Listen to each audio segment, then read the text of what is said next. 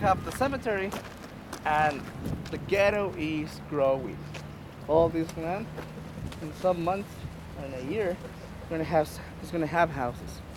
People already started to build it. You see that little covacha there? There's someone living there. They just invade the cemetery. And eventually a lot of people will come here and invade more.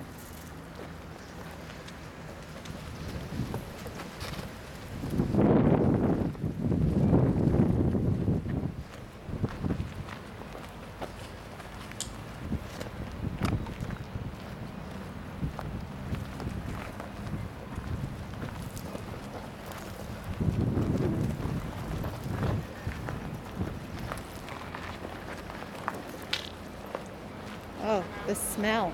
Uh-huh. That's the smell of the dump.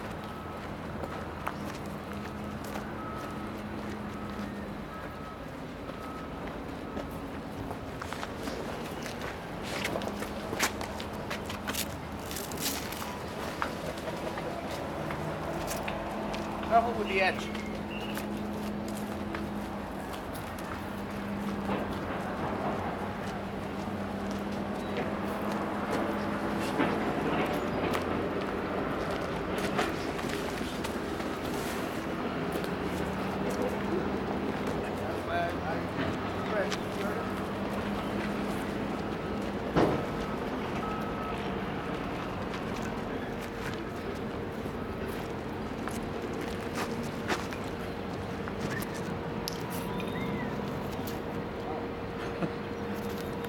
I think I'm not filming you. Okay. Important things here, guys. First, I told you be careful with the edge because that's the place where we were standing. And there was a beautiful mountain in that side. Now it's gone. Here, there was more space in here. And there was even a tree here with some rope. It's gone. So again, careful with the edge. Mudslide. Yes. Important things here. Do you remember that I told you about the number of the trucks? Each truck has a number. So for the people that works here, they know from what zone of Guatemala they come. As you said before, they know which ones are the wealthiest zones in Guatemala City, and they're waiting for those trucks. But something interesting about these people is that they respect the way they work and they respect other things. One thing here, I think we can see it right now. Oh, maybe here. There's one truck in there. Normally when a truck comes that people is interested on, they put their hands next to the truck. There's approximately 16 to 8 people per truck putting their hands, waiting for the truck to dump the trash. Once it is dumped, these people, they know their space and that trash belongs to them. Nobody else is going to push someone else out of the truck. Once they have the spot in the truck, that's theirs. So they respect that a lot. Do you see the one that is dumping thing now?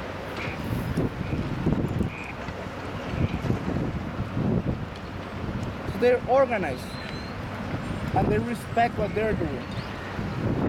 For example, if you didn't make the line for the truck, you are not allowed to go into that trash and pick something.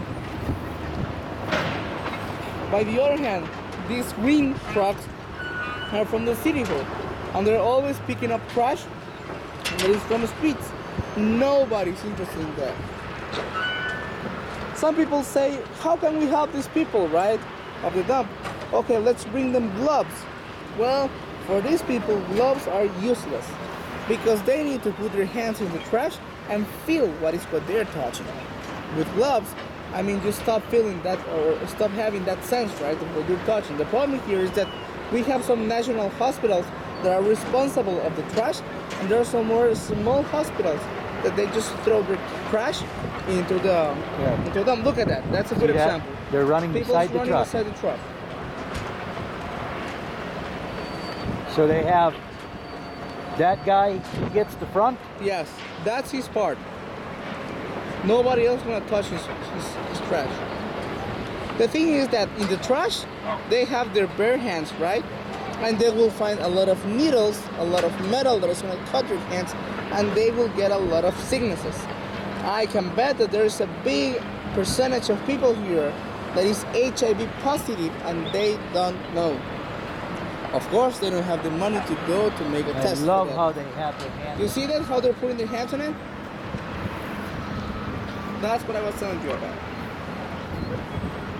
And you see, nobody's pushing, nobody's nothing, and there's some other people that is looking, and they're not even trying to get a spot in it. They know that they already have that thing.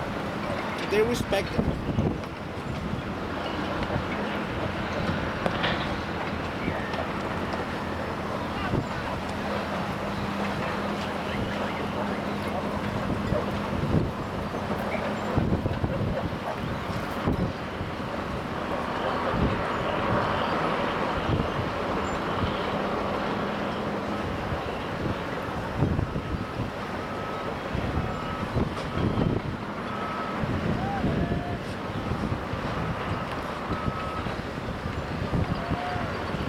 Something else here.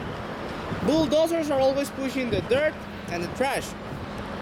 And remember that when I showed you the gate, I told you that there needs to be like an ID. Some years ago, everybody was able just to come in and work in here. But there was a mudslide with a trash slide that killed a lot of people. And nobody knew who that people was. The thing is that here, if you go and move those big amount of things, a lot of gases will come out, right? So after the trash slide happened, nobody tried to help them out. And nobody knows what people is the ones that really died.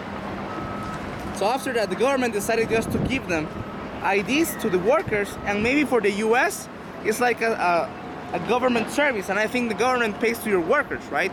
Here, the workers are the ones that pay an annual fee to the government in order to have access to the dump.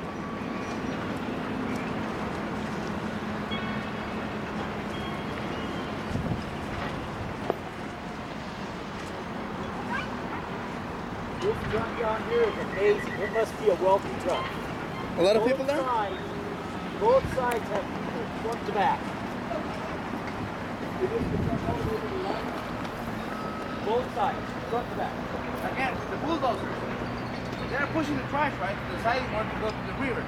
There are always people in front of it, picking up trash. And the thing here is that there's no respect for life. The bulldozers just keep going, and if they run over a person, too bad. It's their luck. See them, there's people just right in front of them, and they keep going. Yes. And also people somehow are used to that, and they just stand up on the bulldozer. I saw once that the bulldozer was pushing the trash, and a guy was picking up trash from what the bulldozer was pushing. It was very stupid, right? Because once a guy falls down, he will be down. He will die. Notice how they still have their hand as they're raising the truck. They still have their hand on that spot. And you see, people respect. They have their hands in there, so that's mine.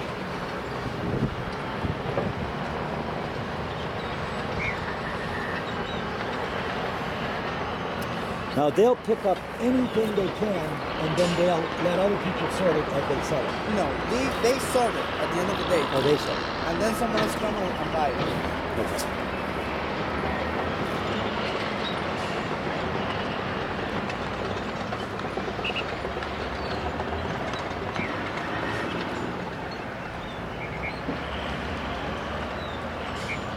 Look at it. Unbelievable, right? Unbelievable. And something good must be at the dump, because vultures are flying like crazy. Yes. Pupusa. Pupusa, yeah, they found their pupusas. Pollo Campanero. Pollo Campanero, Bones yeah. only. Oh yes, that's what we want, they say.